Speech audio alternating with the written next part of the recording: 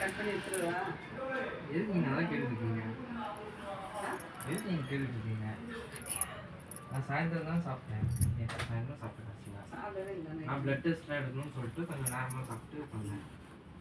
சரிவா, இந்த சாப்பாடு என்ன கூட நான் ஏதாச்சும் சாப்பிட்றேன். சாப்பாடு அப்போ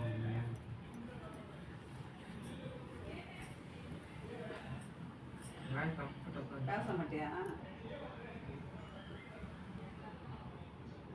யூஸ் பண்ணி